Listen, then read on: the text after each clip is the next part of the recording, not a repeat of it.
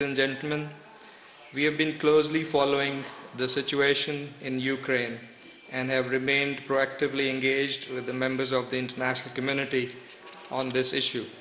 Pakistan is committed to the fundamental principles of the UN Charter, self-determination of peoples, non-use or threat of use of force, sovereignty and territorial integrity of states, and pacific settlement of disputes. Equally, Pakistan upholds the principle of equal security for all. These principles, we believe, must be consistently and universally respected. Pakistan remains deeply concerned at the recent turn of events. This reflects a failure of diplomacy. Prime Minister Imran Khan regretted the latest situation between Russia and Ukraine and said that Pakistan had hoped that diplomacy could avert military conflict. We have since repeatedly stressed the need for de-escalation, renewed negotiations, sustained dialogue, and continuous diplomacy. All efforts must be made to avoid further escalation of violence and loss of life, as well as military, political, and economic tensions, which can pose an unprecedented threat to international peace and security and global economic stability. As consistently underlined by Prime Minister, the developing countries are hit the hardest economically by conflict anywhere. We hope the talks initiated between the representatives of the Russian Federation and Ukraine will succeed in bringing about a cessation of hostilities and normalization of the situation. A diplomatic solution in accordance with relevant multilateral agreements, international law, and the provisions of the UN Charter is indispensable. Pakistan also supports all efforts to provide humanitarian relief to civilians in affected areas. We are also most concerned about the safety and welfare of Pakistani students and other citizens in Ukraine. The majority of them have been evacuated through a concerted effort in coordination with our concerned missions there, who have been working round the clock. Those who remain will be evacuated soon. We appreciate the cooperation of the Ukrainian authorities as well as the Polish, Romanian, Hungarian, and other neighboring countries in this context. Ladies and gentlemen, by way of a quick roundup, at the invitation of the President of the Russian Federation, the Prime Minister Imran Khan visited Russia for an official visit on 23rd to 24th of February. The Prime Minister was accompanied by a high-level delegation, including members of the cabinet. The bilateral summit between the Prime Minister and the Russian President was the highlight of the visit. Prime Minister Imran Khan met with President Putin in the Kremlin on 24th February. The two leaders had wide-ranging consultations on bilateral relations as well as regional and international issues of mutual interest. Foreign Minister Qureshi also held delegation-level talks with Foreign Minister Lavrov. There has been a flurry of diplomatic activities in recent days. The Foreign Minister received the Executive Director of UNICEF, and he also received Mr. Gilmore, European Union Special Representative for Human Rights, on 21st of February.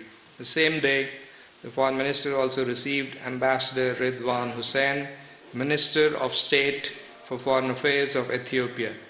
The Foreign Minister highlighted the government's Engage Africa policy to deepen our across-the-board engagement with the African continent and the steps being taken in this regard. The Foreign Minister also held telephonic conversations with his German counterpart on 21st of February, wherein the two ministers exchanged views on bilateral relations as well as important regional issues. On 27th February, the Foreign Minister held a telephonic conversation with the Foreign Minister of Ukraine. The Foreign Minister shared Pakistan's perspective, reiterating serious concern at the situation and underscoring the importance of de-escalation and stressing the indispensability of diplomacy. Also on 27th February, the Foreign Minister received a call from Lord Tariq Ahmed, the two sides exchanged views on Pak-UK relations and regional and international issues of mutual interest. The Foreign Minister had telephonic conversations with his Polish and Romanian counterparts on 28 February and 1st March respectively. The Foreign Minister expressed appreciation to the two countries for warmly receiving Pakistani students and community members being evacuated from Ukraine. On 2nd March, the Foreign Minister also spoke to Mr. Josep Borrell, Vice President of the European Commission. Views were exchanged on the current situation in Ukraine and the emergency session of the General Assembly. Ladies and gentlemen, Pakistan and Ethiopia held the inaugural round of bilateral political consultations on 21st February. These were led by Foreign Secretary Suhail Mahmood and Ambassador Ridwan Hussain, Minister of State of Ethiopia. On 28th February, the Foreign Secretary Suhail Mahmood addressed the high-level segment of the Conference on Disarmament in Geneva in virtual format. In his statement, the Foreign Secretary underscored that adherence to international norms without any distinction or discrimination remained fundamental for sustainable global and regional peace and security.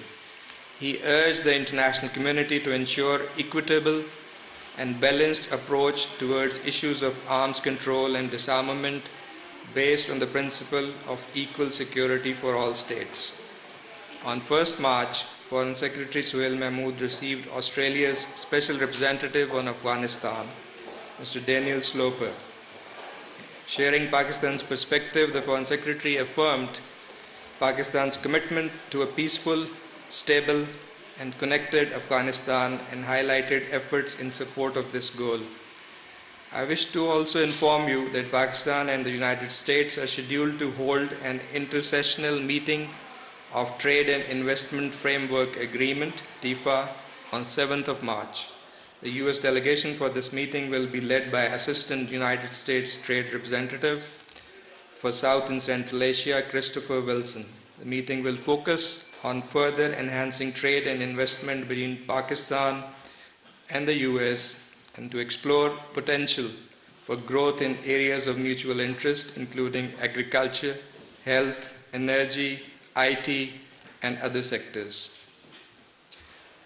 23rd February, ladies and gentlemen, marked the second anniversary of the horrific Delhi riots pogrom of 2020, a harrowing manifestation of India's systematic campaign to discriminate against, dispossess, and dehumanize the Muslim community and its worrying slide towards saffronization.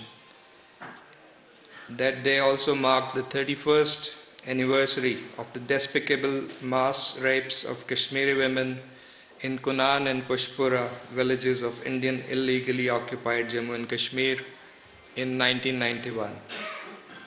Despite lapse of 31 years, the perpetrators of this heinous act are yet to be brought to justice. This lack of accountability is a frightening example of the brazen impunity which defines India's gruesome human rights violations and reign of terror in IIOJK that continues unabated. During the last month alone, 8 Kashmiris have been martyred in IIOJK. The international community must compel India to halt its state terrorism in IIOJK, immediately cease human rights violations, lift the inhumane military siege, and let the people of IIOJK exercise their right to self-determination as enshrined in the relevant UN Security Council resolutions.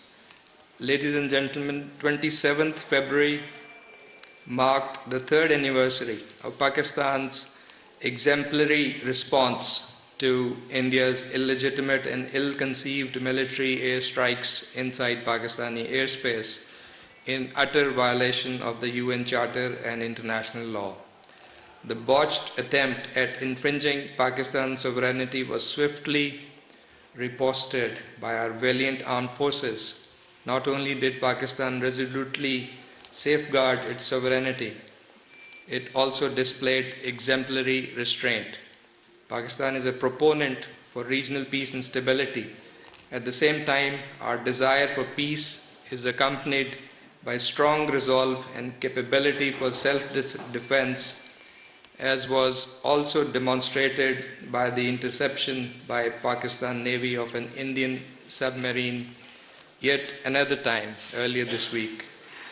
India will be better served to remember this and avoid embarking on military adventurism. Lastly, let me note that preparations are underway for the 48th session of OIC Council of Foreign Ministers that Pakistan is going to host from 22nd to 23rd of March. This important conference is coinciding with the 75th anniversary celebrations of Pakistan's independence. It will showcase Pakistan's strong leadership in the Islamic world. Just to recall, Pakistan has held high-level meetings of the OIC in the past, beginning with the second OIC summit in 1974 in Lahore, the 1997 Extraordinary Summit, and 4 ICFMs, the last one being in 2007, besides 2 extraordinary special sessions on Afghanistan, the first one in 1980 and the most recent one in December last year. With this I conclude and I am ready to take your questions. तर्जमान दफ्तर खारजा आसिम इफ्तिखार इस्लामाबाद में हफ्तावार news briefing से खिताब कर रहे थे। उन्होंने कहा कि दोनों मुल्क